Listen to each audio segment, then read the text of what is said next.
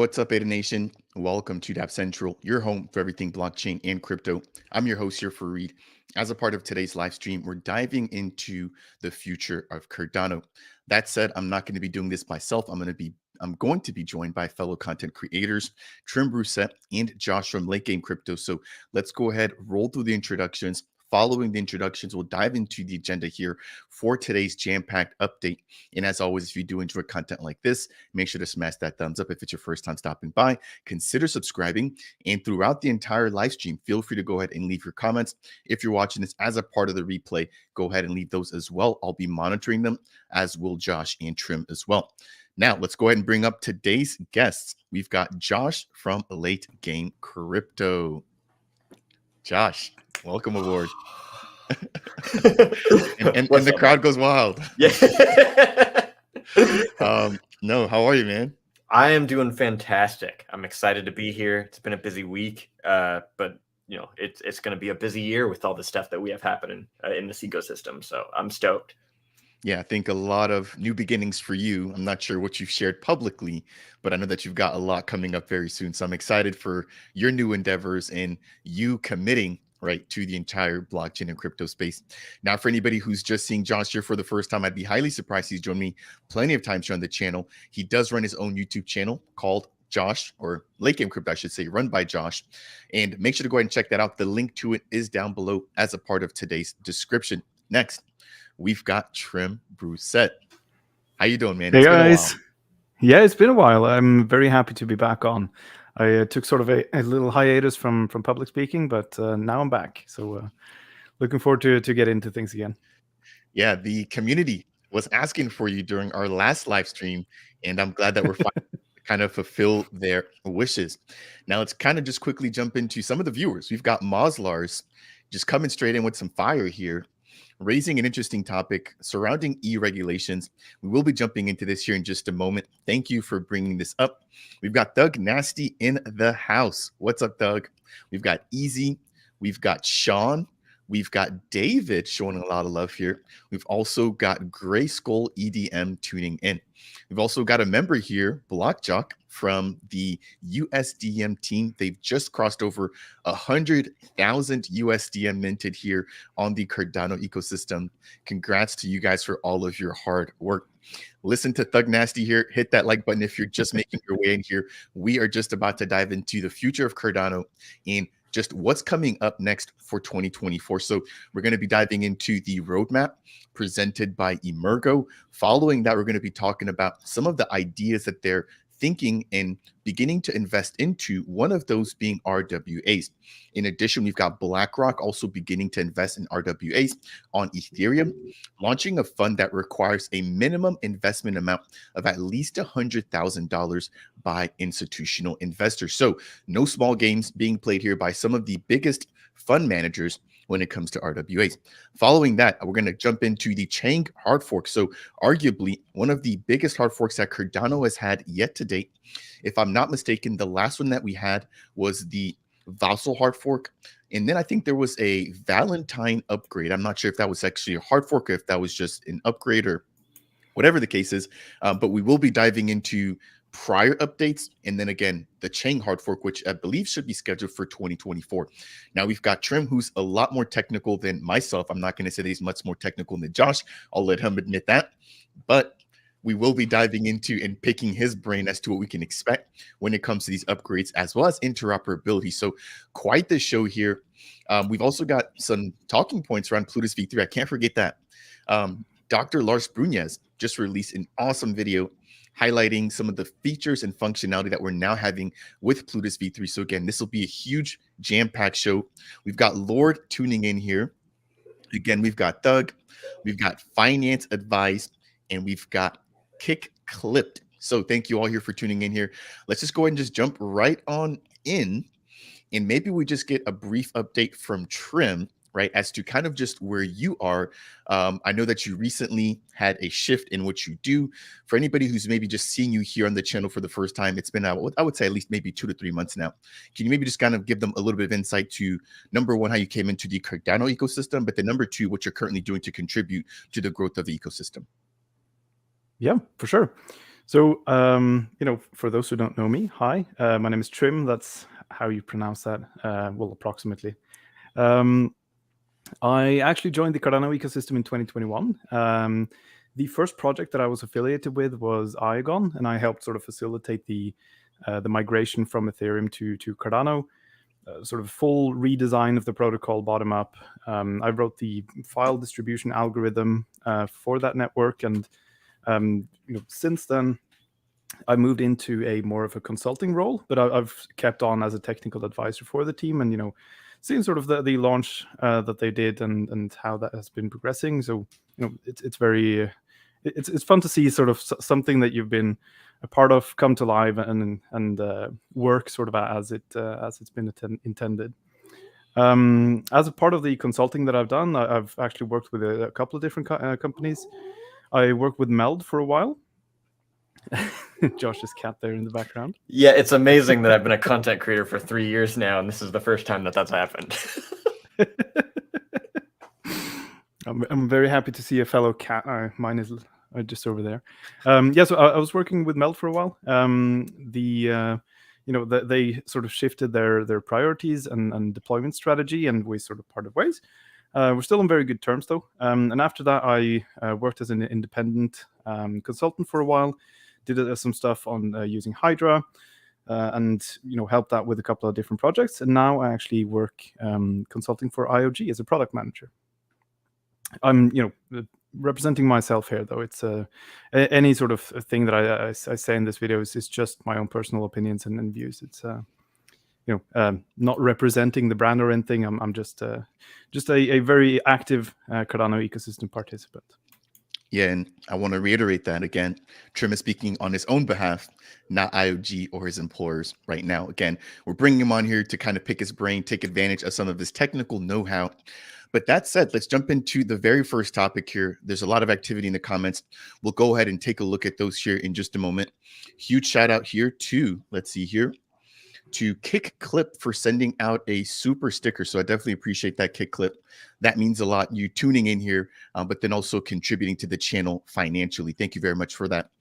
Now, let me go ahead and bring up my screen. For those of you who missed this, this was announced by Emergo, one of the 3 founding entities pushing the adoption and just pushing the narrative around Cardano, right? So we've got Emergo, the Cardano Foundation, and IOG. I think people are probably most familiar with IOG because of just Charles, but keep in mind that Emergo does have pretty big roots outside of the US, where I think IOG and the Cardano Foundation have more roots, I would say, within the US. But nonetheless, this came in from 2023 moving into 2024. So there's going to be 5 different items here that I want to highlight. Following this, I want to turn it over to Josh and Trim to kind of get their highlights as a part of this list. And then we're going to dive into specifically RWAs.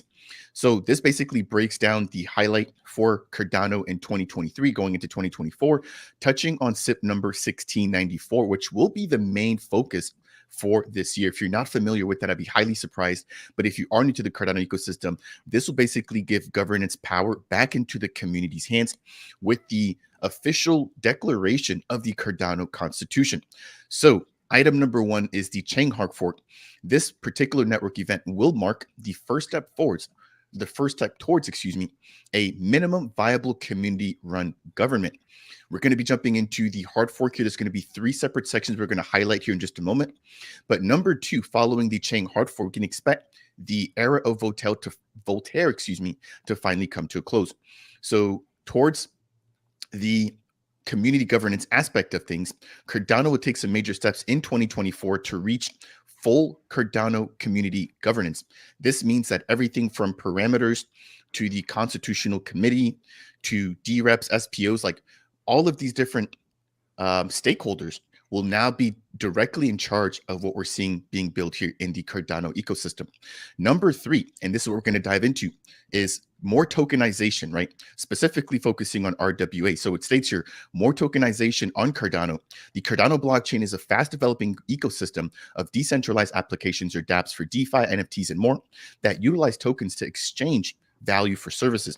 We've seen Emergo recently partnering up with NMKR, who's now, I believe, minting over 40% of all the NFTs taking place here on Cardano.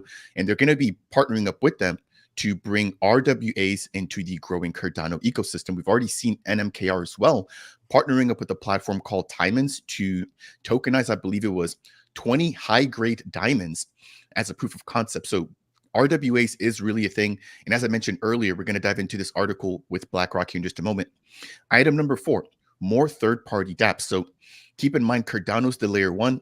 We can have numerous dApps building on top of them. Right now, I believe the majority of the ecosystem is made up of NFT projects. However, we're looking for more DeFi, more infrastructure, more oracles to come into the ecosystem. So this basically breaks down that we now have over 150 projects which have already launched with, right now, I believe it's about 14 to 1,500 builders. Keep in mind, this was released about 3.5 months ago. Last but not least, and this is where I think we're going to get some technical know-how from Trim, we've got interoperability on the way. So Trim has, I believe, some experience with the partner chains team, right? Which, if you guys have watched Charles's recent videos, Charles has highlighted the partner chain model, right? With Midnight coming out along. So a lot of people are familiar with Midnight, but think even bigger, right? Once Midnight is done as a proof of concept, we could have numerous partner chains providing different services outside of just data protection and data privacy. So that's a lot of speaking for me. I want to take a break. Josh, I want to turn it over to you. We've got 5 bullet points here. Which of these 5 maybe just has your interest the most or has kind of piqued your interest? And then Trim, I'll come over to you for a little bit of commentary as well. Well, I mean, I guess it depends on what you mean by interest, because so there's governance. That's been one of the things that I've been looking forward to over a year now. The discussion around that. It's not a topic that a lot of like investors are super excited about, because the implementation of a governance protocol isn't one of those like, you know, breaking fundamental developments that is going to send ADA to the moon. You know, this is something that's going to establish ourselves in the realm of decentralized order of operations. This is going to really give us one of those like the bolstering fundamentals against regulatory scrutiny. Because it's going to get to the point where the power is so spread out to the people where they can't target any one individual or group and be like, you're responsible for breaking the law here, or whatever it is that they're going to try to do to shut down cryptocurrency. So like it makes Cardano put into a place where it's almost resistant, it's resilient against any regulatory hurdles that has brought a lot of fear to the space of cryptocurrency. So in that sense, I'm pretty excited about that, because it's an increase of freedom. It's an increase of the capability of human beings to take control of their own financial future and, you know, have it actually scale according to the production of what people are able to produce. Put that on chain and not have it be controlled by some government or otherwise centralized organization that is just going to inflate away your value to crap. So I'm super excited about governance because of that, because of the increase of freedom. But when it comes to like looking at things as an investor, and when I'm looking at what is gonna, you know, pump bags like crazy and create a whole lot of value that will ultimately change all of our lives in terms of our financial point of view, not financial advice, purely speculative, you know, theoretical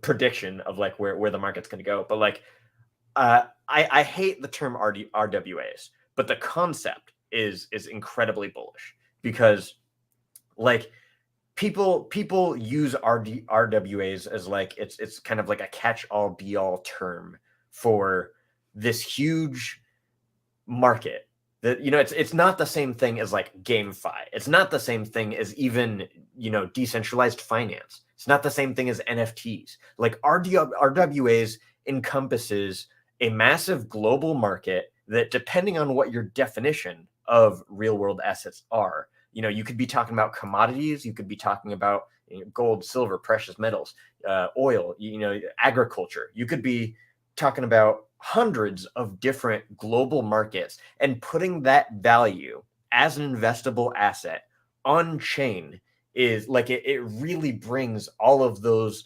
multi-trillion-dollar markets on chain. Like, again, depending on how you define it, we're talking about 40 to 120 trillion dollars worth of asset being tokenized and put on chain. That is like light years ahead of anything that crypto is currently at in terms of value.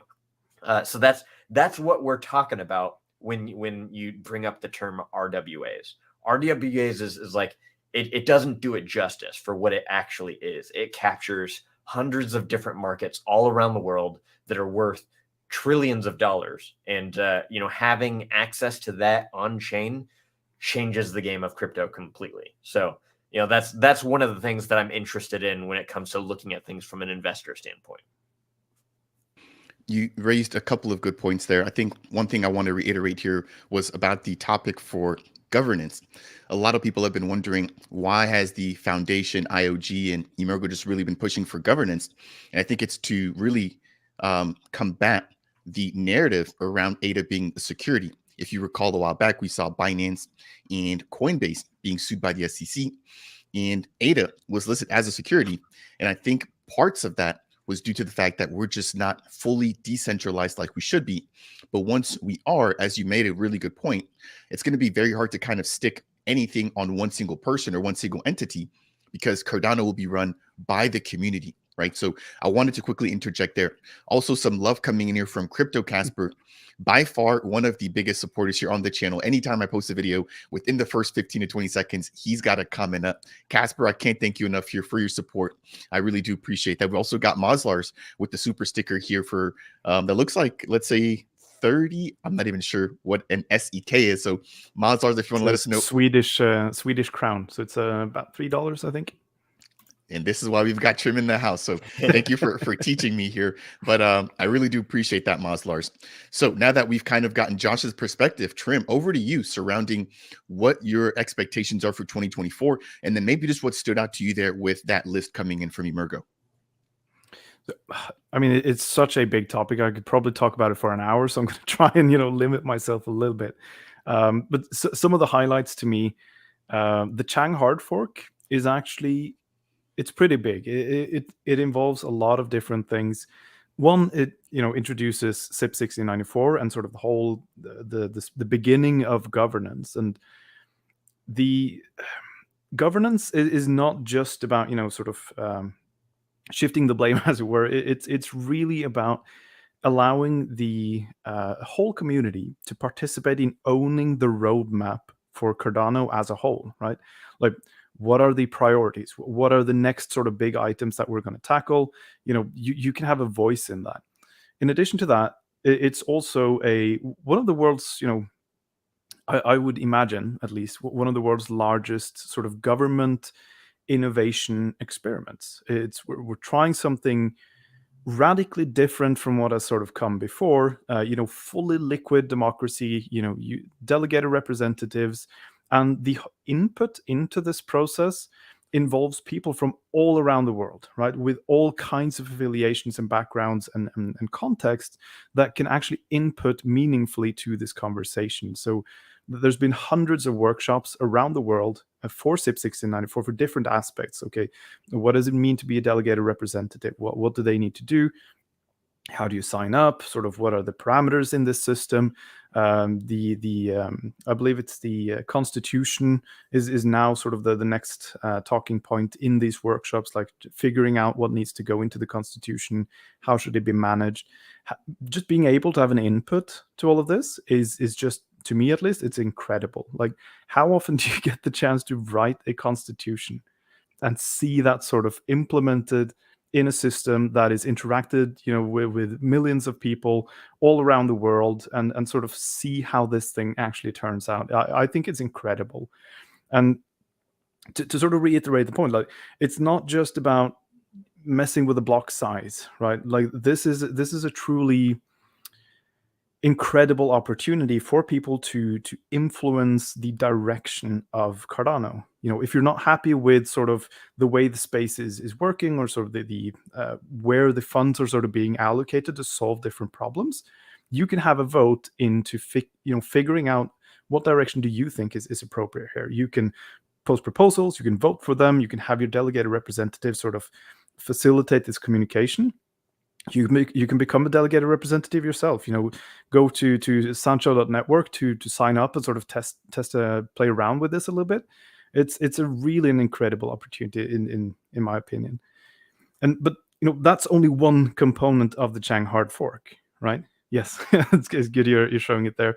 So becoming a delegated representative is pretty simple actually. It's they've really done a good job of making it sort of accessible, and it's a really good time now to go in there and really throw everything you have at this, like see if you can break something. It's a really good crowd. But the other part of the Chang hard fork, and this is because I'm from a little bit more technical background, this is one of the things that actually really excite me. We're adding a couple of things to Plutus, and you mentioned Lars's video where he actually covers sort of exactly what it is that is being added. I wouldn't say it's necessarily as big of a change as the Vasil hard fork, the added reference inputs, inline datums and reference scripts, and these things. But we are adding a few key things that is going to enable interoperability, which is a really big talking point that I've seen. Including that is, as Lars covers in his examples, the ability natively within Plutus to verify signatures coming from the EVM and signatures coming from Bitcoin. In addition to my favorite, which is the BLS curve, which is so core to doing zero knowledge technology. So once we have sort of these things sort of put into Plutus and natively into Cardano, it really opens up the interoperability opportunities between these ecosystems, and also what you can do with zero knowledge technology. Midnight is a great example of a large scale sort of application focused very much around that. But it's really going to enable sort of this functionality in Cardano, and I'm very excited to see that. There's a bunch of applications here, and there are already some ecosystem participants that have started looking into writing zero knowledge proof based smart contracts applications, roll-ups, these kinds of things. So I'm really excited to see that upgrade. Really, I think awesome points that you made there, Trim. Interoperability we're going to dive into in just a moment, but I would urge anybody who hasn't gotten a chance to check out the article surrounding Plutus V3 to check that out, number one. Number two, check out that video by Dr. Lars Brunez. A lot of the stuff didn't actually click for me until I watched the demo, and then I was like, okay, I got it. And as you mentioned, I think the biggest piece of that was the ability to verify or unlock ADA using keys that have been verified from Bitcoin or from Ethereum, right? The first time that article came out, that went completely above my head. And it wasn't until Dr. Lars's update that it really kind of clicked together. So I'm excited to dive into that a little bit further. Now, let's continue the conversation here and dive in a little bit deeper into the RWAs. So RWAs are the real world assets. And initially, it just seemed like it was just something or a concept that only the crypto community was interested in. As of about 2 days ago, let me get this pulled up here, we've now got BlackRock investing into RWAs. So I want to just quickly highlight a couple of points from this here. I want to turn it back over to Josh to see if he's got any sort of commentary surrounding RWAs.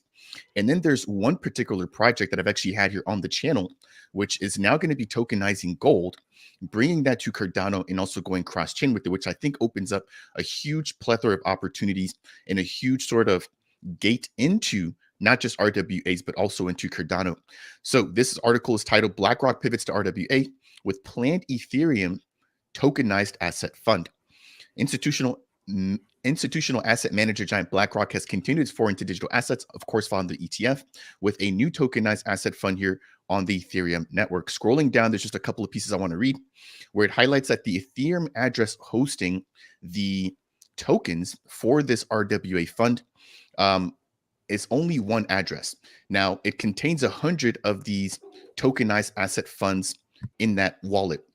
Now, at the very bottom here, it states that this product will only be available for institutional investors with the minimum investment accepted currently set at $100,000. If you do a little bit of math there, that means that at minimum, this will be worth at least $10 million. So not a small investment by, by measurement. However, I think this is just the very tip of the iceberg.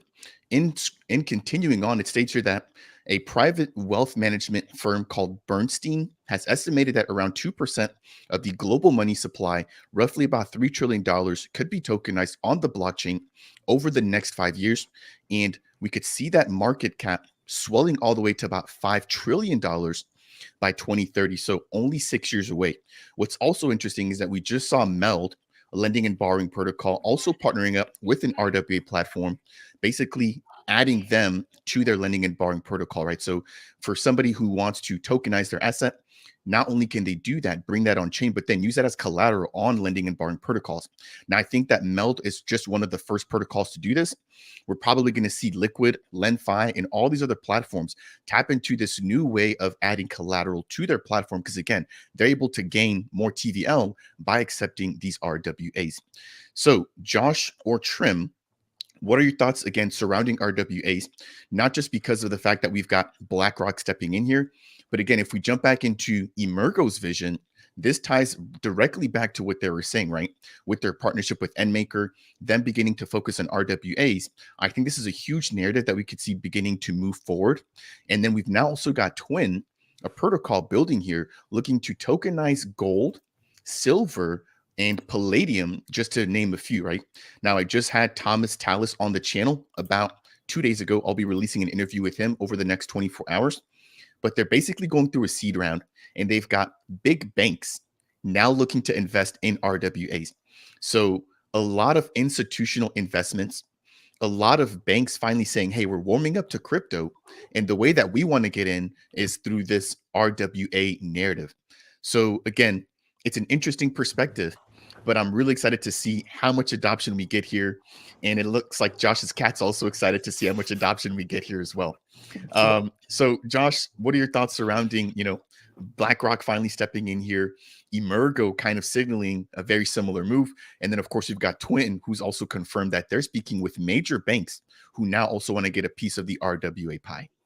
Yeah, I mean, like I said, like I hate the term RWA because it doesn't capture it puts people in this mindset to just this small thing. Like it's just like, Twin is a fantastic example. I think like them starting with things like gold and silver, precious metals, those are things that are relatively easy to create as an RWA because I think the most basic functional understanding of RWAs is like in that realm of gold or even stable coins, like the way that stable coins operate with a custodian that puts assets into a safe, secure medium, and then those assets are represented on chain. That's basically what RWAs are. Now, this can be done with anything. It can be done with stocks. It can be done with oil. It can be done with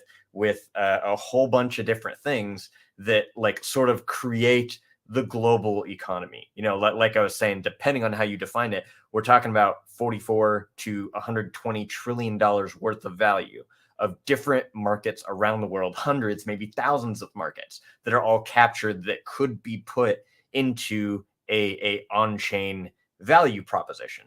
It increases accessibility from people around the world, not just those like closed off number of elites that are connected to like Wall Street or whatever. This is like it totally takes global economy, it takes global value, and it increases the accessibility to anybody that has an internet connection and a device that can access it. So it's absolutely huge. The concept of it.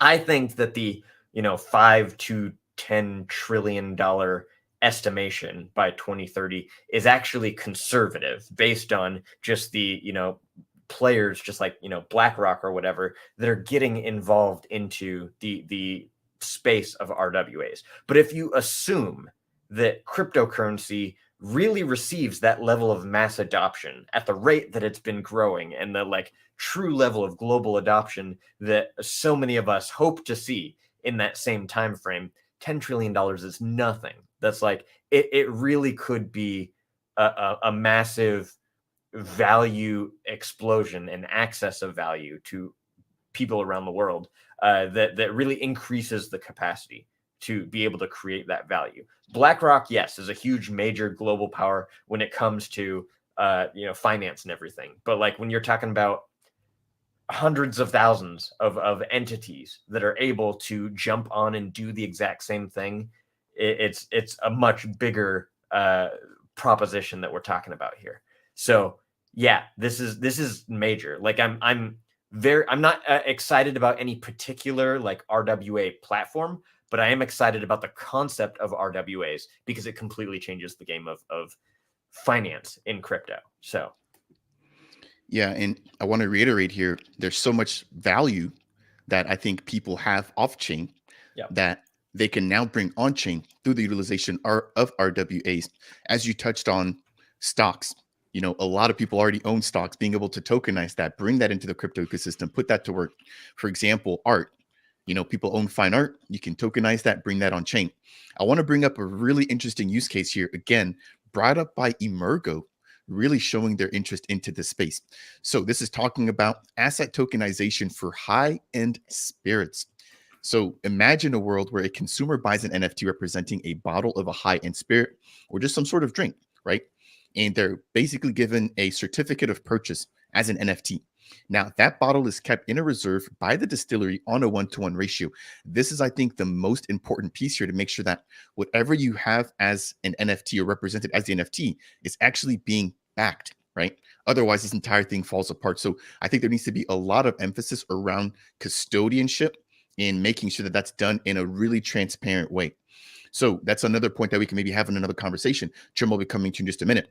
Now, after you have this NFT, imagine being able to exchange that on a secondary marketplace, jpeg.store, plutus.art, OpenSea, whatever the case is, right?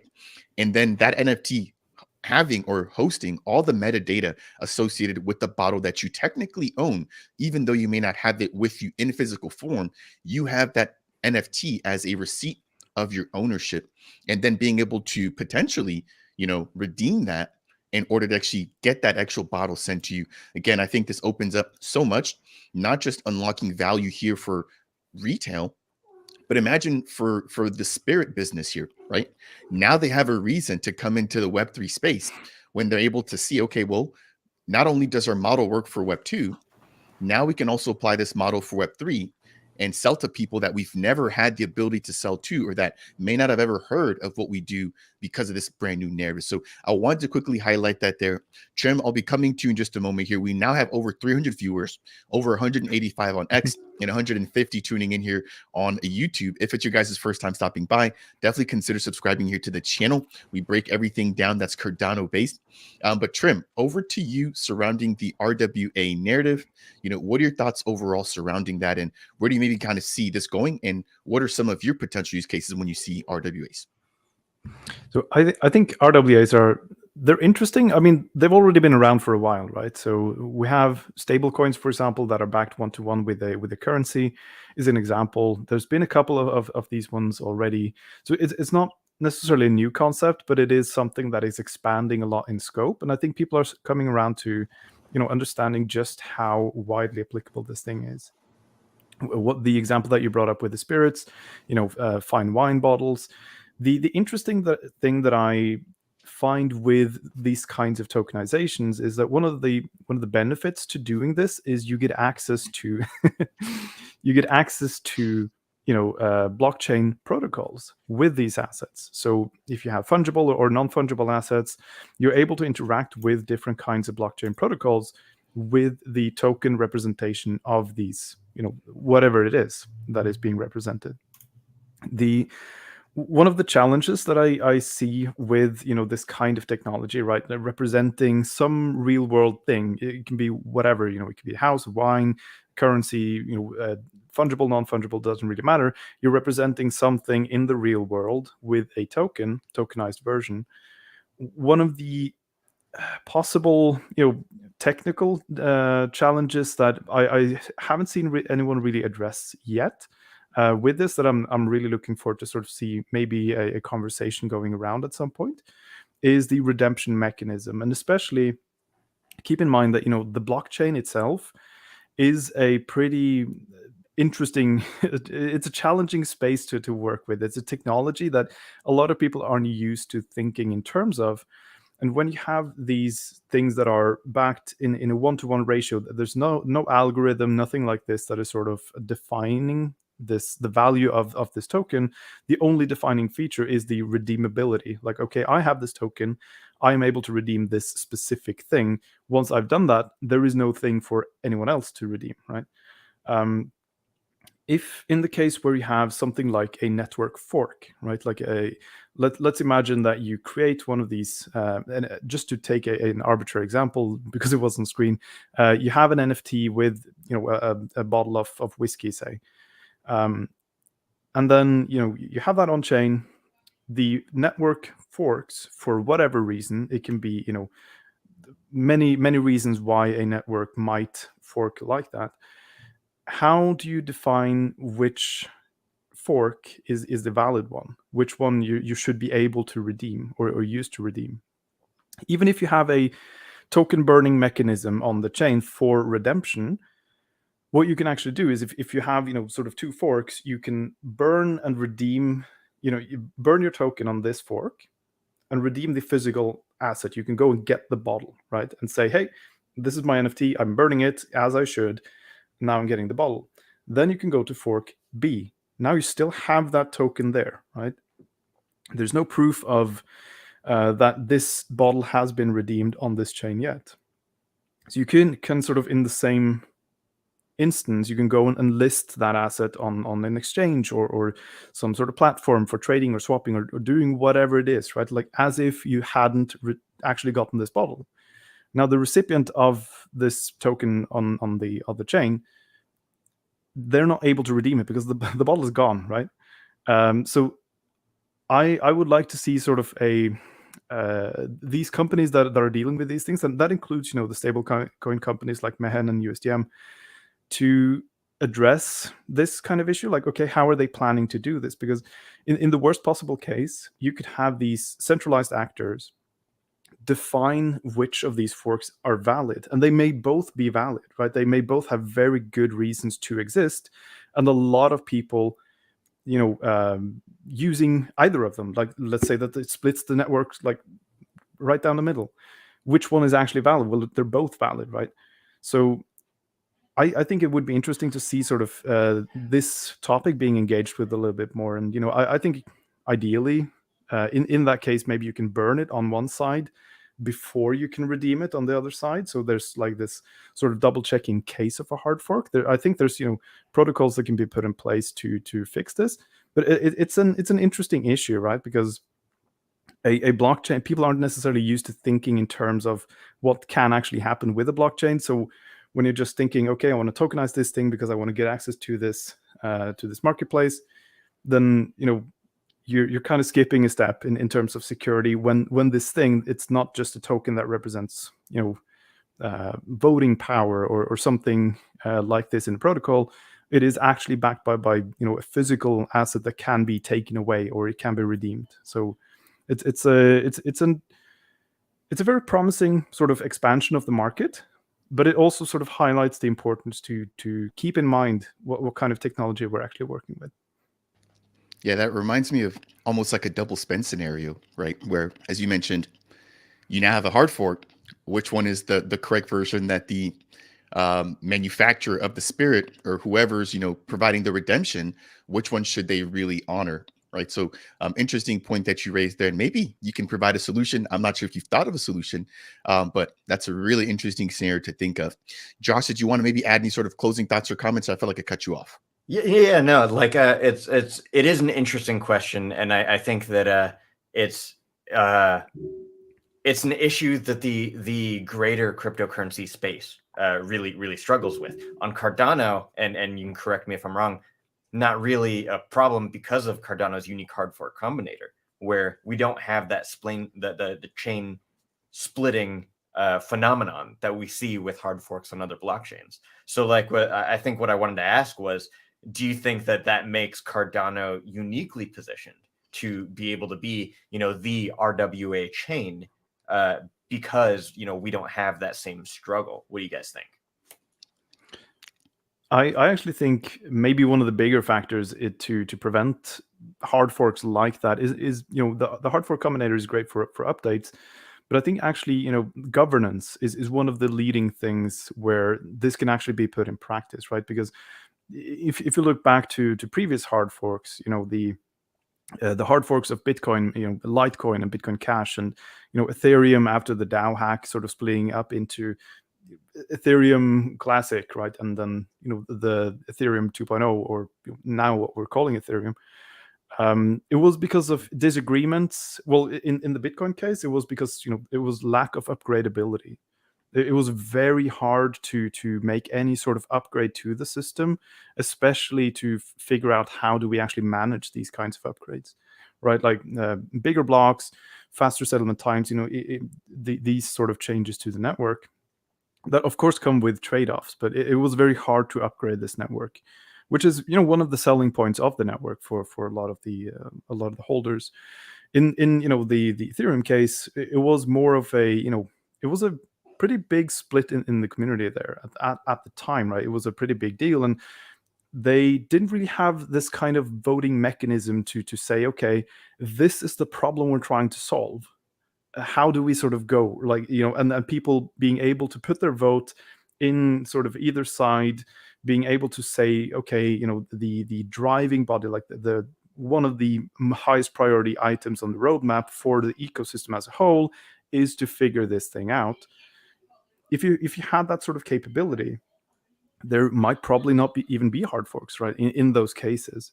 So I think that is one of the biggest points where Cardano is less likely to experience these kinds of things once governance is actually in place, because it's one of the hardest problems that has been in the space that has sort of actually caused these pretty cataclysmic events, right?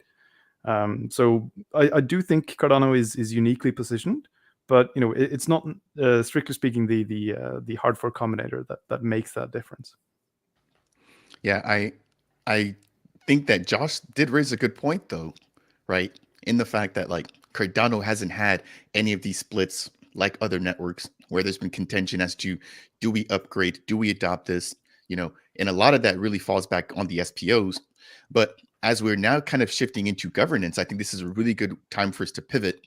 Before I do pivot, I want to highlight one platform in addition to Twin, which is dealing with tokenizing and RWAs. So for anybody who hasn't heard, this is a platform called Finest Investments. It's being launched in partnership by Tim from the IMX team, a digital identity platform. There's also Endmaker, Patrick Tobler, and there is Matteo Capola from the Fluid Tokens team. So 3 solid contributors into Cardano who are now coming together to put together a platform that'll be dealing with RWAs. And they were talking about fractionalizing ownership and even tokenizing apartments, beginning with some sort of proof of concept in the European region. So they just put out a catalyst proposal not too long ago to get a smart contract in place, which is BaFin compliant, basically regulatory compliant in the European region. And so I think this is going to be a promising platform, again, in addition to Twin, which is tokenizing gold, palladium, silver, and a few other commodities to begin. And I believe they're actually going to expand into other assets as well. So just keep that in mind for anybody who wants to find out more about RWAs. You can check out Finest Investments. You can also check out Twin here in the Cardano ecosystem.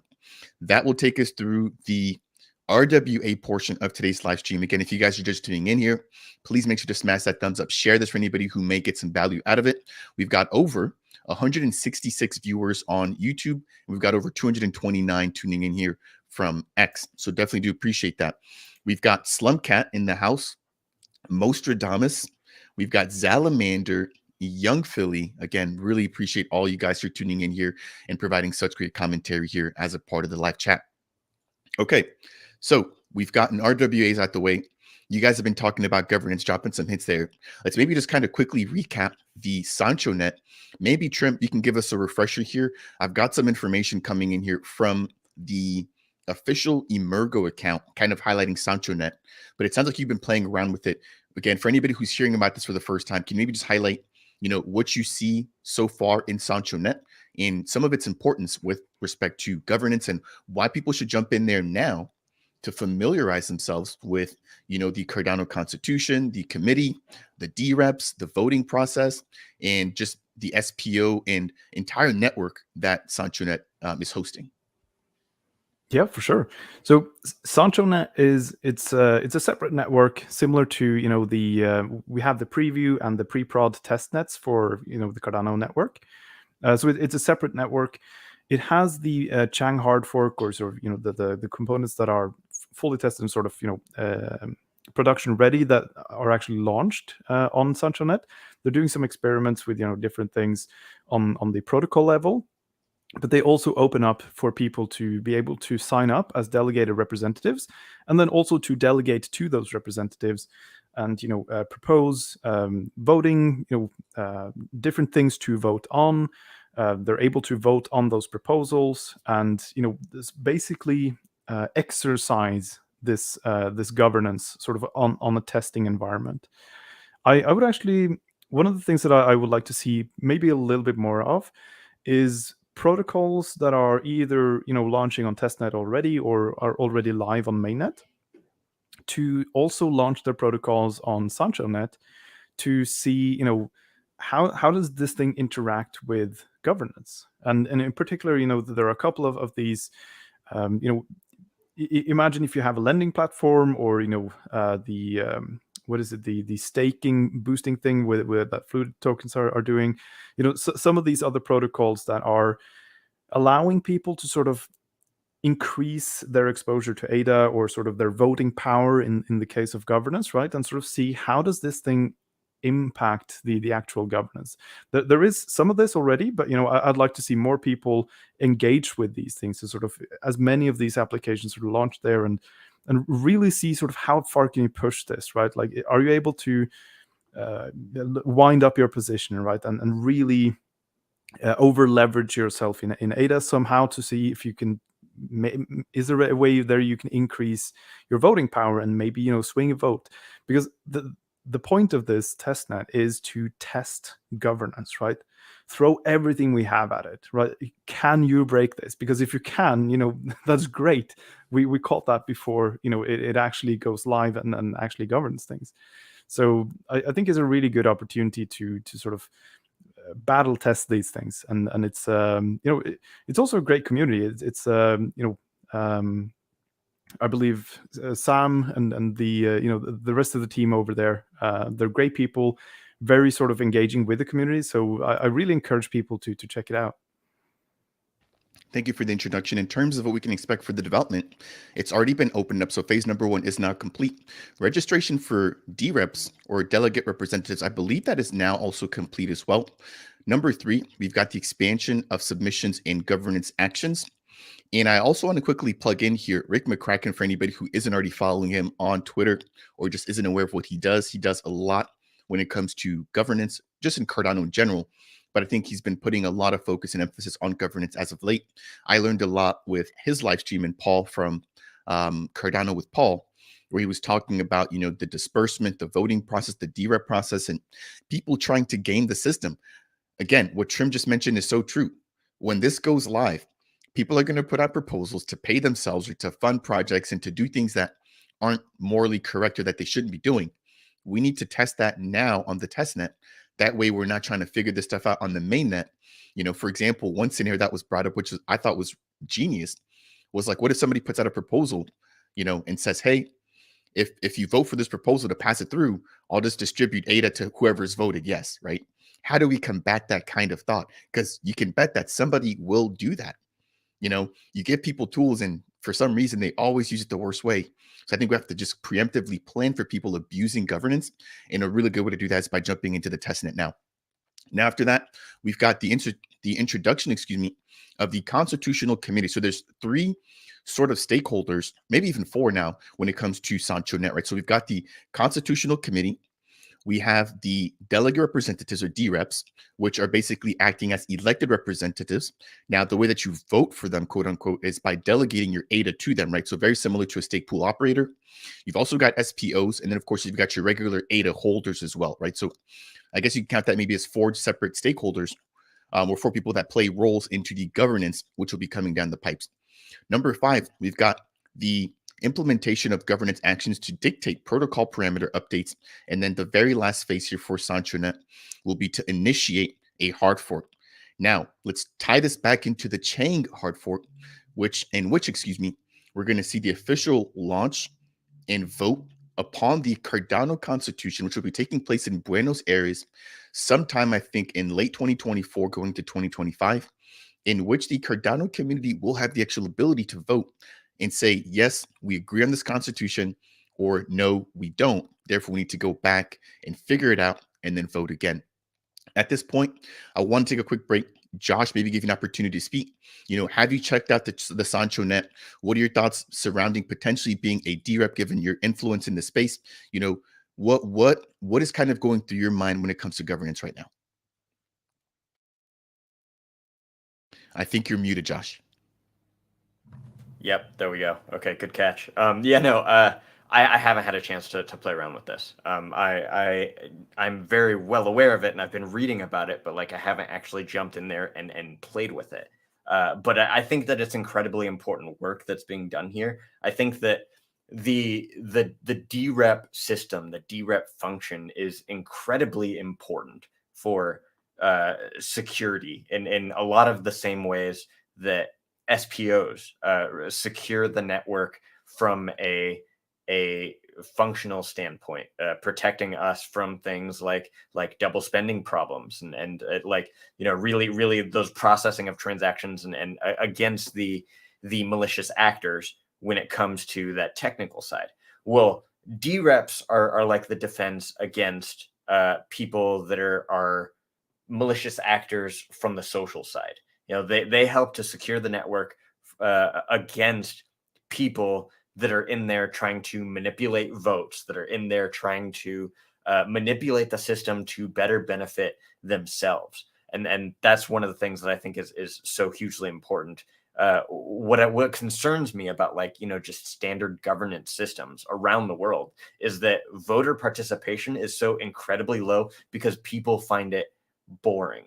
So delegating to DReps is really going to help to turn that around and help secure that network, because if you're not somebody that does any of that reading, you're not somebody that is really informed about what's happening, you're not planning on participating in governance in any way, shape, or form, then delegating to a DRep is a way that you can use your assets, you can use your ADA to help secure the network from those malicious actors on that side of it.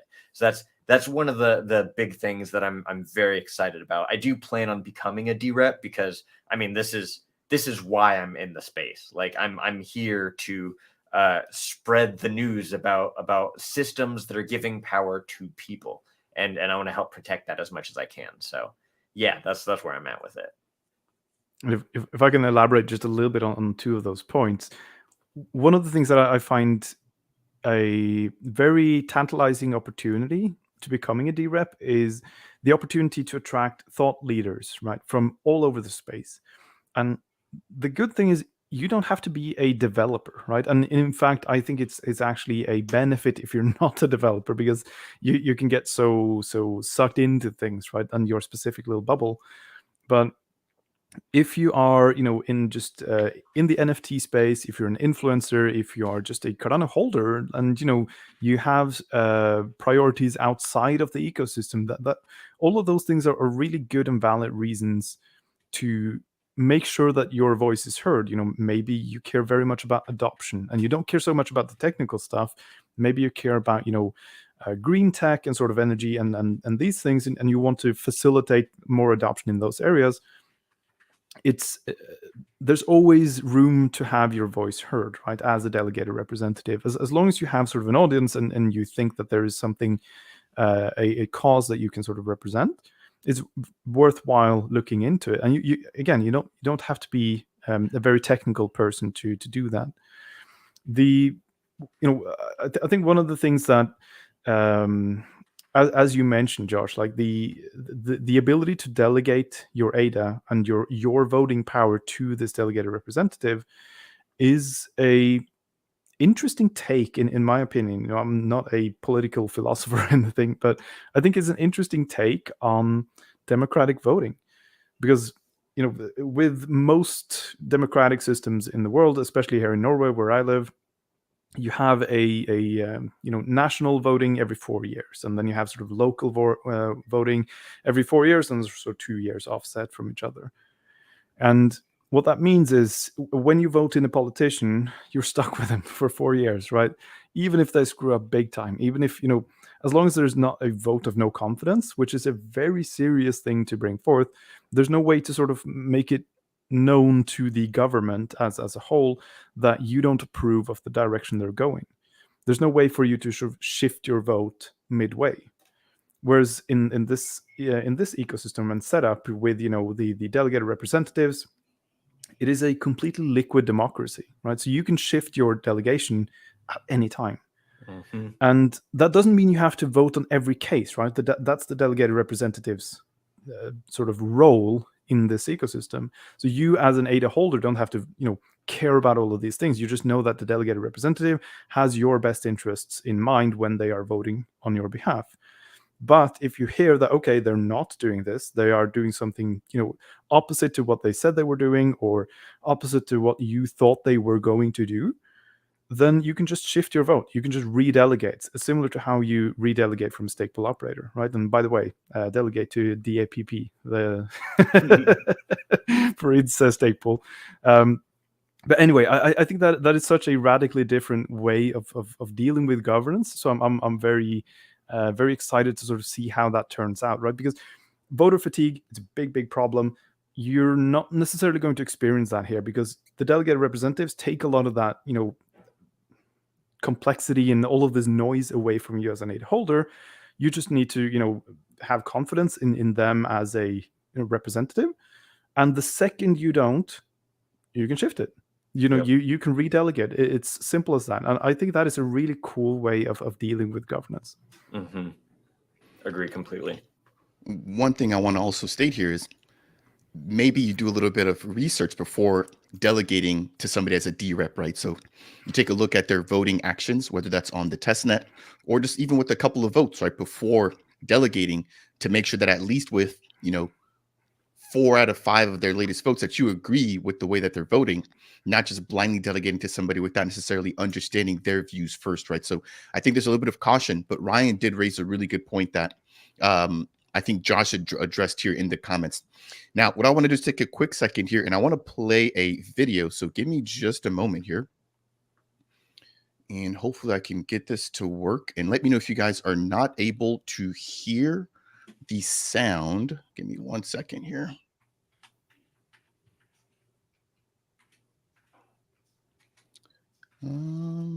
Okay, perfect. So let me know if you guys are able to hear this. You should be able to. But this basically breaks down some of the functionality that will be coming into the Cardano community's hands with CIP number 1694. Yeah, so they're color coordinated here to the green. Things you see here are things that we already do today in the governance. I talked about this at the beginning. So it handles protocol parameter changes, one of which is arguably the most important protocol parameter, the major version, which is how we initiate. Let me actually slow that down. I love to listen to stuff on a speed and a half. And I realize that not everybody likes to operate that way. So let me go ahead and slow that down. Hard forks. There we go. Yeah, so they're color coordinated here to the green. Things you see here are things that we already do today in the governance. I talked about this at the beginning. So it handles protocol parameter changes, one of which is arguably the most important protocol parameter, the major version, which is how we initiate hard forks, and treasury withdrawals. We've grouped the protocol parameters into 4 groups. You can still change a bunch of the parameters all at the same time, even crossing groups, but some of the parameter groups require different thresholds. So you would always take the maximum threshold for how many yes votes you need if you span groups. Yeah, so the green stuff is the stuff we do today. Hard forks, they're very important, and we get everybody to weigh in on them, the Constitutional Committee, the DReps and the SPOs. The protocol parameters all use sort of the more common setup where we get the Constitutional Committee and the DReps to weigh in on. And then the things in red are the new governance actions that we sort of had to add in to add checks and balances to the Constitutional Committee, mostly, except for 7. Because this is a very strong veto power that they have, we needed to balance that out. So the first red action here is the motion of no confidence. Obviously, the Constitutional Committee shouldn't get a vote on whether or not people have confidence in them. So we always pick 2 parts of this tricameral model. So we pick the other 2. The other action that's new is the ability to change the committee, either a complete new one, maybe add a member, remove a member, or change the quorum size. And there's sort of 2 ways in which that can go down. We can be selecting a new committee in a state of confidence or in a state of no confidence. If we're in a state of no confidence, then again, the Constitutional Committee shouldn't get a vote, in which case the other 2 parts of the tricameral model vote. And if we are in a state of confidence, then it's more like the protocol parameters where we just have the liquid democracy and the Constitutional Committee weigh in on that. And then the last one is updating the Constitution, in which case this is just like the case where you elect a new committee in the state of confidence. So when we just ask the Constitutional Committee and the DReps, the liquid democracy, to vote on that. Nice piece there coming in from the Cardano Foundation IOG Numerico. If you guys don't already keep up with the 360 series, please go ahead and do so. They've been keeping us updated when it comes to intersect governance, etc. But what I saw there was the importance of DReps. They were the only stakeholder on that chart with the ability to vote for everything, right? The Constitutional Committee, I think, had 2 or 3 items they couldn't vote on. Obviously, the ones dealing with no confidence or dealing with themselves. And then the SPOs could only vote for a small handful of things, right? So the DReps, I think, will be huge here, making sure that they're accountable. Then if you're not willing to, like Josh said, take the time to understand a lot of these things, making sure that you've done enough research and that you trust your DRep to vote, not all the time, but at least the majority of the time in favor of how you would have voted. So I want to take a minute to quickly touch on that here as we are getting ready to maybe just kind of wind things down a little bit here. Let's jump into specifically the Chang hard fork. So let me go ahead and bring this up here again. And this is, I think, going to kind of just close us out here when it comes to governance. But it's going to touch on 3 things: the introduction of the DReps, the Cardano Constitutional Convention, and then the official vote coming here at the very end to actually choose to ratify or agree or deny the Cardano Constitution. So these are going to be huge here. And again, this emphasizes why it's important to get in right now on the SanchoNet to understand the voting process. That way you're not caught red-handed or off guard when this actually goes live. So let me go ahead and bring this up here. And this basically states here that we have the 3 steps. Again, number 1, the introduction of the DReps, where it states that the DReps act like an elected representative, except that users delegate their ADA instead of their voting power, instead of voting, at the ballot box. Number 2, this is, again, I think the key piece here, is the Cardano Constitutional Convention, which will be an event in which we're going to see all of the governance representatives coming together. This will be done in Buenos Aires, in which we're going to see the draft of the Cardano Constitution, which will form or act as the basis of Cardano's community-led governance. And then we have the official vote. This is the huge piece here, in which we're going to have the entire Cardano community voting to either accept or deny that Cardano Constitution, which is going to be created in Buenos Aires. So get ready. This is going to be coming down here with the Chang hard fork. Again, the introduction of Cardano community-led governance. Josh or Trim, what are your thoughts surrounding the Constitution? What are you guys doing to get ready? Maybe just any sort of closing thoughts surrounding this topic here. And then I want to take a couple of questions from the community. And then I want to jump into a recent article surrounding EU regulations and the fact that they're not cracking down on crypto peer-to-peer transactions.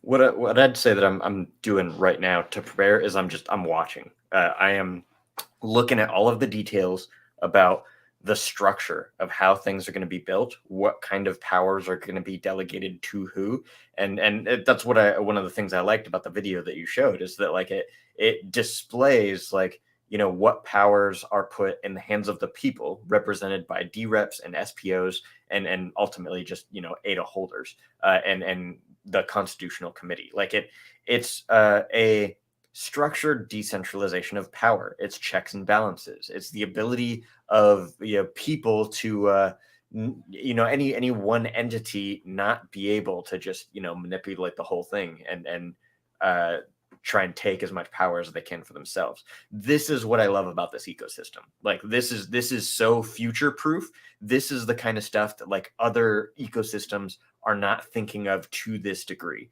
And that's one of the things that like I'm so stoked about the future of Cardano. So like, it's really early, and these governance structures are starting at their like very most primitive stage. And you really want to be informed in how it works so that you can understand how you can best secure the network in that way. So that's what I'm doing. Thank you, Josh. I want to take a couple of questions here. One coming in from Salamander. Can I instantly redelegate to other DReps, or do I have to wait for the epoch change? I believe if you want to change your vote, it's going to undergo the same sort of lock period per se, if you want to call it, just like when you stake to a particular stake pool, and you've got to wait till the next epoch's end for that change to actually take effect, right? So if you're delegating with the DRep, you have to wait that one epoch in order for that change to take effect. So you can't just change instantly.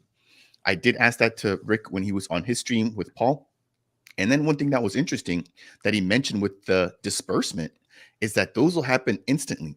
So imagine a proposal coming on for somebody asking funding, and there's a voting that takes place. As soon as the vote is concluded, those funds are dispersed like immediately, compared to Project Catalyst, where there's an onboarding period, a milestone review process, etc.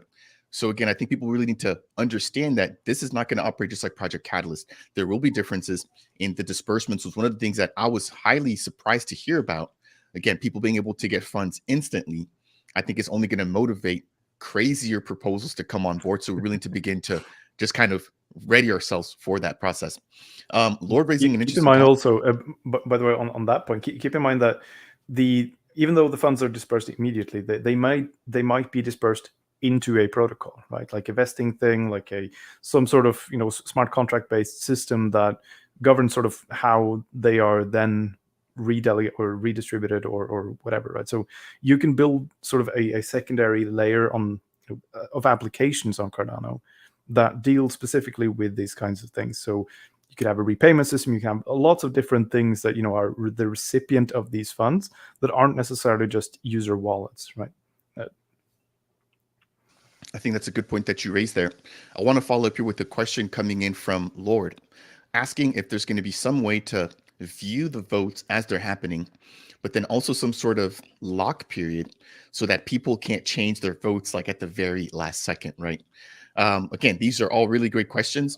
I'm not sure that I feel qualified enough to answer, but I would love to maybe have Rick McCracken on in a future live stream to kind of pose some of these questions, because again, I feel like he does have the answers.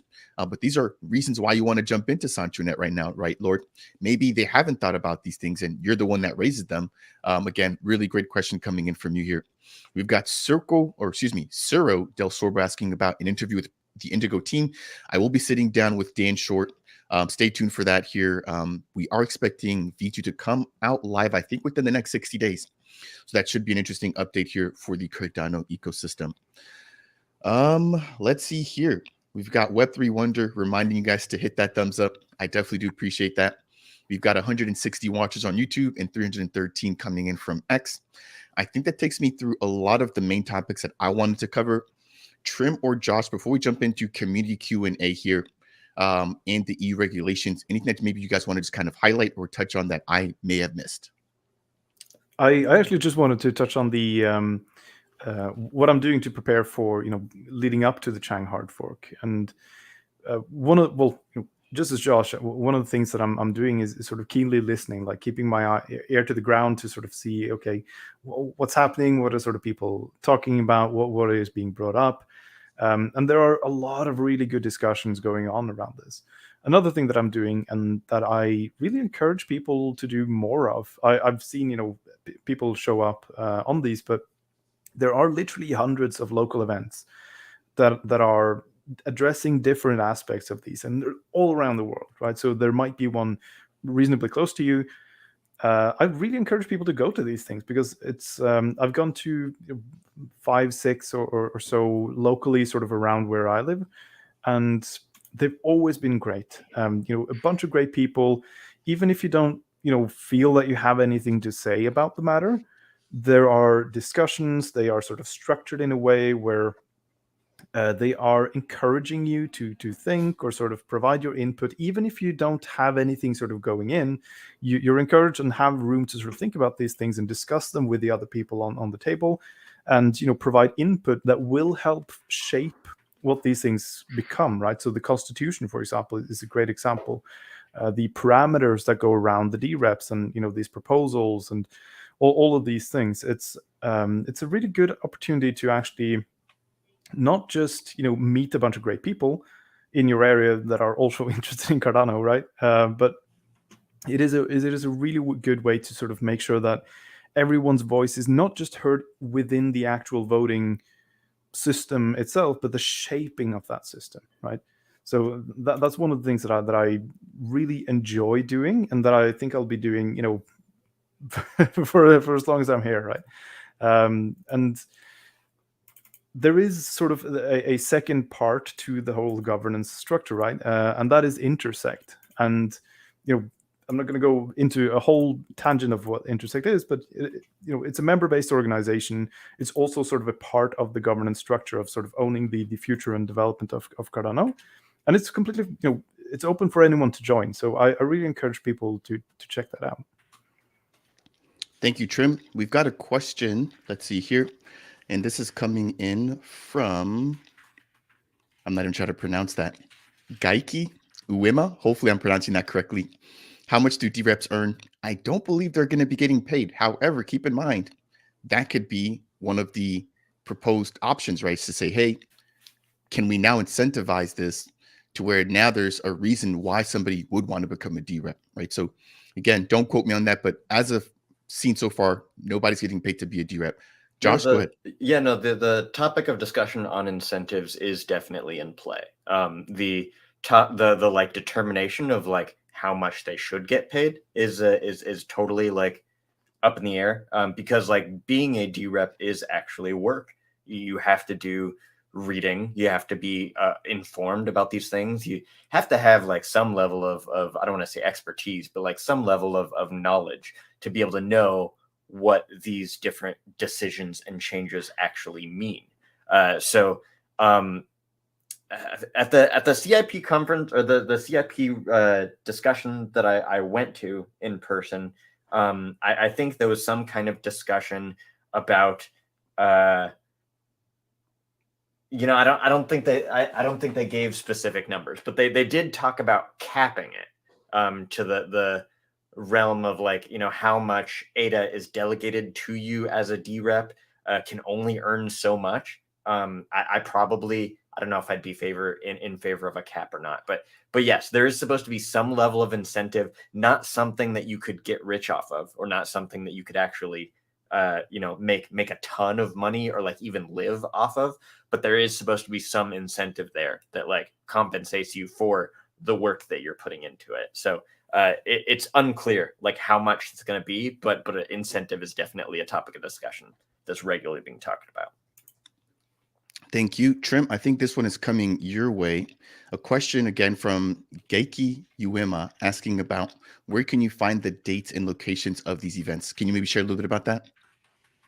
That's a good question, actually. I'm not sure about how to find sort of all the events globally. Here in Norway, at least, we have the Cardano Nordic community are organizing these events. So they post sort of what's going on and when and where do we meet. Sometimes we meet outside of these sort of official events as well. So see if there's a community that is sort of local to wherever you happen to be in the world. I don't know if there is a central database that tracks sort of, well, I know there's no central database that tracks all of these sort of meetups, but the actual local events, I would believe that would be for Cardano Foundation, that they might have a list of these where they are and when they are. Perfect. Hopefully that gives a little bit of clarity. I will definitely make sure to keep my community updated as those become available. I see a question from Lord. I'm not sure if you're mentioning Rick trying to jump on the stream now. If so, let me know in the chat. I will go ahead and reach out to him personally to get him on here to chat a little bit about SanchoNet and just governance. But let's jump into the very last topic for now before we jump into community Q&A, which was brought up here by Maz Lars. So hopefully, Maz Lars, you're still tuned in here. But this is a pretty big blow for crypto coming in here from the EU. It states, the EU committees approve a ban on anonymous crypto transactions via hosted wallets. The recent AML legislation imposes certain limits for cash transactions and anonymous crypto payments. So I think what they're trying to now do is put a cap on how much you can send between a peer-to-peer wallet, which is the reason why we're using peer-to-peer wallets. So we don't have to have limits on anything that we're doing, right? So we can operate however we want without these governing entities having a say as to how we're doing that. Scrolling down, it states here that a majority of the European Parliament's led community have approved a ban on cryptocurrency transactions of any value made through hosted crypto wallets. Scrolling down a little bit further, the new AML or anti-money laundering legislation applies certain limits for cash transactions and anonymous cryptocurrency payments. Under this new rule, anonymous cash payments of over 3,000 euros will be banned in commercial transactions, and cash payments over 10,000 euros will be completely banned in business transactions. The new legislation is expected to be fully operational within 3 years from its entry into the force. However, Dylan Estuus, hopefully I'm pronouncing that correctly, an Ireland-based law firm expects legislation to fully become operational earlier. I mean, this is a pretty huge announcement here. I'm surprised with how much leniency the EU has had towards crypto so far that we get something like this late into the game. But what are your guys' thoughts surrounding this recent news here? It's not surprising. I mean, people like for years, governments have been trying to figure out different ways that they can try to stifle crypto, they can control crypto, they can track crypto, and basically implement a level of control over crypto that crypto has sought to protect against. So it doesn't surprise me that there's crap like this that are going to keep coming up over the next few years, especially as things get explosive. My view, I mean, I think it's too late. They can try to stop it, but it's the demonstrable demand for it is shown in the top industries that want access to these assets, and this is only going to stifle your regular average retail investors that are trying to get in as quickly as possible. 3 years is way too late. If you're asking me, I think that by that time we're going to see a heck of a lot more crypto adoption than we currently have at this time in the market. So whatever, let them try. It's too late. Over to you, Trim. Yeah, I mean, we've seen attempts from governmental bodies all over the world to interfere with the operations of blockchains, from banning mining to different types of regulations. I do think that this is. It sounds harsher than it might end up actually being in practice, but it is also a point that these things are already pretty distributed. The point where they might be a regulatory body might be able to interact or sort of interfere is typically in this transition from a centralized exchange to a self-custodial wallet. So going on and off ramps might be a place where you can actually run some interference, but the actual network itself, using wallets, using decentralized applications, it's not something that can be shut down by anyone, right? If you have self-custody of your wallet, there's nothing anyone can do to prevent you from doing anything with that wallet and whatever you have in that wallet, right? So it's a I don't know. It's a situation that I would like to learn more about before I sort of make any judgment on. But it's technically it's pretty tricky to sort of actually disrupt these things. And I tend to agree. when it's on chain, it's hard for them to disrupt it. But I'm wondering if maybe they're keeping track of, wallets that are moving certain assets, maybe watching how they interact with centralized exchanges, etc. And there's actually an interesting comment here coming in here. Let's see. It is from Salamander, stating that this only applies to exchanges between centralized exchanges and wallets. So as long as you don't interact with centralized exchanges, it doesn't apply. But I'm thinking to myself, it seems like everybody at some point has to interact with the centralized exchange, right? Whether you're on-ramping or off-ramping. A lot of platforms don't currently have a way to on-ramp and off-ramp without a centralized exchange, which I think has been a talking point here in Cardano. There's been talks about ZK ways or zero-knowledge proofs being implemented to have crypto being brought on chain and off chain, with the recent proposal coming in from the ZK Fold team. Rick, I did reach out to you. I sent you a DM on Twitter. If you want to go ahead and jump in here, we're more than happy to have you to kind of grill you a little bit and throw some questions at you surrounding the governance things here. We've got another comment coming in from Moslars. Again, thanks for bringing this topic up. It seems like they're not banning wallets or DeFi, but as I understand it, all anonymous crypto payments are regulated, not swaps. Again, maybe I'm not understanding what they're actually targeting here, but that's an interesting piece of commentary here. Let's see here. We've got SFZip, keeping your crypto in a non-custodial wallet and only moving it to a custodial wallet for EU transactions might help you follow the new rules while still keeping some privacy and control over your money. It's one of the topics there that I would like to understand better what the actual regulation is about before I comment on the actual sort of proposal that is being made here. But there is a big difference between privacy coins and regular sort of anonymous transactions, right? So in privacy coins, it is something that I believe the regulators are pretty strict on, where if there is no way to actually break the privacy, as it were, to have a trail to perform anti-money laundering checks, to do these things that are actually kind of necessary to keep the security of the monetary system sort of in place, that might be what they're targeting, and not the sort of regular pseudonymous wallet transactions that are actually transparent and sort of on chain. But again, I would need to understand this specific proposal better before I say anything specific about this one. But they're both sort of anonymous security or privacy coins, and just pseudonymous wallets on a public blockchain. And Midnight has actually shameless plug there, but it is a privacy based blockchain that is actually has a solution for these things, that actually enables AML and these sort of parameterizable security parameters that prevents these specific regulations from sort of killing applications that are built even though they are actually private. Sorry, hey Rick, I just saw you jump on. Hey. Yeah, thanks for joining us here. Before we turn it over to you, Rick, we've got some governance questions. We've got a French audience, it seems like, tuning in here.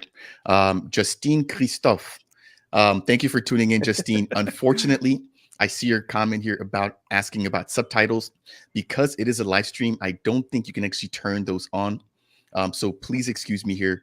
It looks like Salamander actually speaks French as well, which I didn't realize. So Salamander, awesome to see. I know Crypto Casper is also a French speaker as well. So really cool to see a wide audience tuning in here for these streams. Okay, Rick, for people who may not know you, I'd be highly surprised. Maybe give us a little bit of info about yourself, and then we're going to grill you with a couple of questions here as we do get ready to close the live stream down. So we're not going to keep you for too long, but we do want to quickly go ahead and pick your brain. Okay. Thanks, Fareed. Can you hear me okay? Audio check. Loud and clear. All right, Josh, Trim, good to see you guys. Hope you're doing well. I'm a Cardano dude, been around here for a while, and I post stuff on Twitter, and that's kind of what I've been doing lately. And Lord tagged me and said that you guys had a question about SanchoNet and governance. Now, I'm not an expert on all things 1694, but I do have a pretty good grip on the how SanchoNet works and how these things are going to work, right? But how people are going to use them, that's up to you guys. So what are your questions? What do you got? I believe there were two questions. One of them was about delegated representative remunerate or payments. Or, are you getting paid for this? The other one was about, I believe it was monitoring. So are you able to, is the information about voting, the actual proposals, the delegated representatives voting and sort of their voting patterns and the actual delegation they have, is all of that information publicly available and viewable? Are there tools or trackers like these pool explorers or something where you can sort of see kind of live how these proposals are actually performing? Okay. So those two questions. Okay. So to answer your questions, no and yes. Currently, the DReps they're not getting paid by the protocol. It's not happening. It could be eventually. Remember, this is MVG, minimum viable governance. Could evolve over the next year or two to where the DReps get paid by the protocol, right? And it's possible. But that does not preclude, let's say a DAO selects a DRep. There's a lot of DAOs in Cardano, and some of those DAOs have ADA and the treasuries. And then how would you want to vote with that ADA on different proposals when they're posted on chain? So that DAO could pay their DReps, no problem. If they wanted to, it's an option, certainly an option. So there's all kinds of different things that are going to emerge. If they're paid, if they're not paid, if they're automated, if they're a script. There's team DReps starting to form where you'll have 5 of 7 voters voting for something, or 4 of 5 or 9 out of 11, some number of threshold that the DReps who are part of this group of DReps form a team DRep, right? So all that kind of stuff. So to answer your question, no. For the first question. For the second question, that was, are there monitoring tools? And the answer is yes. Right now, if you go to sanchogov.tools, that's sanchogov.tools. I could drop a link over here if you want. It's a very crude monitoring tool because, sorry, my dog's barking. Bruce, sorry. So they're crude monitoring tools that they're just getting basic infrastructure built. If you want to see how it's going to look eventually, it's going to look a lot like Polkadots. If you go to opengov.polkadot.io, I think it is, those are very advanced. They're very refined because they've been out for a couple of years. And so that's how it's going to look. You can monitor. So can you currently monitor? Yes. Is it readable? Not really. It's in JSON format, and it's getting there. So it's a work in progress. I don't think we're going to see the first hard fork event until probably July, August now. First, I thought it was like May, June timeframe, but I'm going to kind of push my guess a little bit to the left and say that was, sorry, a little bit to the right, and say that was July, August timeframe, because it just needs more work. It's just work in progress. Oh, there you go. Yeah, it's the Polkadot Polka assembly. I can also imagine. Projects like TapTools, Cerberus, PoolPM, EUTXO.org, all of these sort of projects that are working on visualizing and representing the information that is already available for everyone on chain in a more consumable format. It's making graphs, making these graphical representations that make it easier for people to read and understand. I think they're going to have a field day with all of this info, right? And to expand their protocols to make all of this more readable for people. Lido Nation as well, I've known, has covered a lot of the Catalyst voting so far and broken down sort of how the votes went. And I think there is a big opportunity here for the ecosystem as a whole to step up and sort of take this information that is publicly available and make it prettier or make it represented in the format that you wanted to see. I do have to say, this is an awesome looking platform. I mean, this is my first time ever seeing this. I would love to see this implemented for the Cardano community. Seems extremely thorough. Right? So you've got the overview section, the discussion section, delegation, calendar, parachains. and it seems to be pretty active. I mean, if I jump back into the overview here, almost 1,000 discussions. Yeah, go ahead. Yeah, that last page you were looking at was the DReps. That's what it will look like for DReps. What I found, the delegation. And what I find interesting, what I like about this page, and we can eventually get there, you see how it has the name Polka Assembly Delegate or W3F or Polkadot Delegate, right? And then underneath it has links to the website, email, X account. You got various links. You got a brief description of what their objective is, like their mission statement. Some people call it a manifesto. For some reason, I don't like that word. It sounds kind of weird, but it's like their mission statement. Hey, this is our objective, and that's what that statement is. And then it has the delegation data there. I don't know how they're sorted or ranked on this website, but I think they did a really good job of making it easy to browse. Yeah, I tend to agree. Now, I guess you're a little bit closer to the ground, Rick. How far away are we from something like this? And would Cardano treasury funds be used to build something like this? Or is this being kind of contracted through, another player, another platform? I think Trim mentioned Lido Nation earlier, right? They've kind of done their own thing with Project Catalyst. And I think a lot of people love to go to view Catalyst proposals now through Lido Nation. So can you maybe give us a little bit of clarity surrounding who's going to be building out the actual governance tools and where the funding for that is coming from? Yeah, currently GovTool is being built as kind of like a core IOG intersect based tool to have the basic tooling in place to say, okay, here's how we read the blockchain and put it in a displayable format, right? There was also a contract, I don't know who it went to, but there was an intersect contract / competition for a certain amount of money for a third party to build a proper tool set for Voltaire. Thirdly, Sea Explorer now has a tab on the left-hand side. If you scroll down the left-hand side, you can check SanchoNet and you can see what's going on. Now, right now, and that's going to translate into Voltaire. You can sort it by proposals. You can sort it by DReps, governance actions, treasury withdrawals, parameter changes. You can sort by all those things on Sea Explorer. But it's not information rich yet because the proposals on SanchoNet they're basic tests. Or just like people are banging on it to test it and see what it does. I think whoever builds this tool, they might also want to build a proposal submission tool that makes it easier for the user to construct the proposal and build the data correctly so that they have a properly constructed submitted proposal on the chain. Because right now it's a rather complex endeavor that requires multiple steps. And you don't want the ability to submit a proposal to be isolated to a few technical people. You to have the ability to extend all the way out to people who are financial experts and the like, the kind of expertise we need to bring in and get those proposals written up. You know what I mean? I've got a quick question for you, Rick.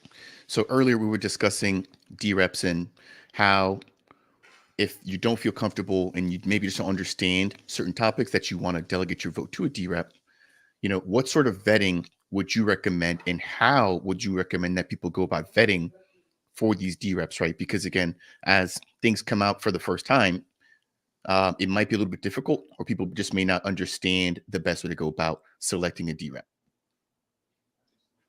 Yeah, so I would say look for a DRep that aligns in general with what you think is the right direction.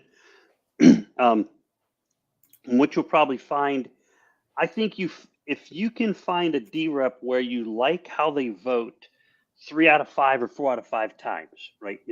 More than half the time they're voting kind of in the way that you like, then you probably found a pretty good DRep. You probably found one that's a good fit. Now, are you going to like it 100% of the time and want to shift your delegation every single time? Probably not. But if they're hitting 4 out of 5, you're probably doing okay. And that's actually another comment that came in earlier was about redelegating, right? And I think I'd asked you this on your stream with Paul, but can you clarify, how long it takes for somebody to delegate to a DREP, and then if they want to change that, exactly how long and how that works? Yeah, the change goes into effect at the next epoch boundary. You don't have to wait 3 epochs like when you delegate ADA to a stake pool or something like that. So changes go into effect at the next epoch boundary. If you do think you're going to change your vote because something looks like it's like on the borderline of failure or borderline of success, and you're thinking about changing your vote, make sure you stay active, because as soon as that proposal meets the required threshold, it will execute at the next epoch boundary. Okay, so you're going to hear a lot of people saying, "Oh, I would have changed my vote if I had known." Guarantee it's going to happen. Pay attention.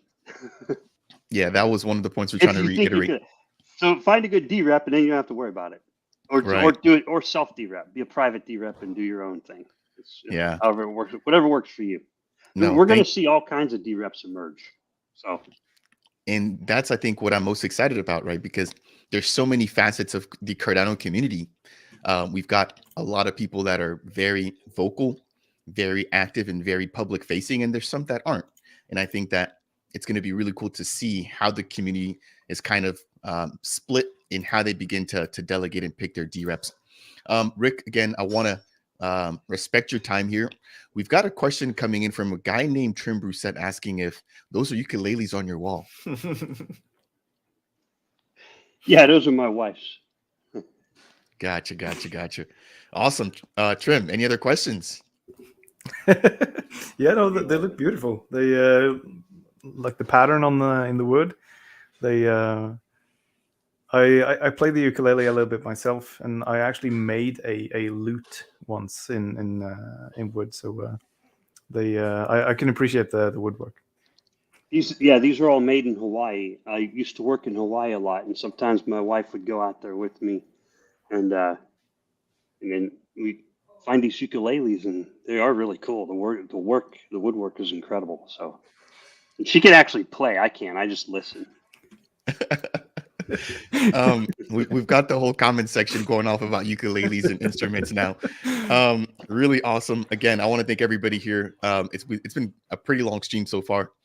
We touched on RWAs, Cardano's vision for the year of 2024, Plutus V3, and we just wrapped up by talking about governance and SanchoNet. Again, thanks to Rick McCracken. If you guys are not following him on Twitter, please make sure to go ahead and do so. Drops a ton of knowledge, not just surrounding governance, but just with everything going on here in Cardano. I've left the links to Trim's X and Josh's X and YouTube page down below as well. I really want to take a second to just thank the entire community for sticking here with us. Shout out to Zalamander, shout out to Moslar, shout out to Crypto Casper, shout out to Freedom Guy tuning in here. I mean, there's just so many names. Kick Clipped, Andrew Ricketts. Thank you all, Dre, for tuning in here. It's been an awesome stream. If you guys appreciate content like this, number one, make sure to share it out. Give us that thumbs up. It really does make a difference here. I am looking forward to continue to collaborate with these gentlemen here. So you will be seeing definitely more of Rick, more of Trim, and more of Josh here on this channel. But I think that'll do it here for today's conversation. Again, if you guys learned anything, smash that thumbs up. Make sure to subscribe to the channel. And on that note, I think we're going to go ahead and wrap up as Trim's cat is now coming onto the stream. So we had the dog from Rick, we had the cat from Josh, and we've got another cat here from Trim. What a stream. Really do appreciate everybody tuning in here. On that note, wishing everybody a wonderful weekend. Thanks, everybody. Take care. Bye-bye. Bye.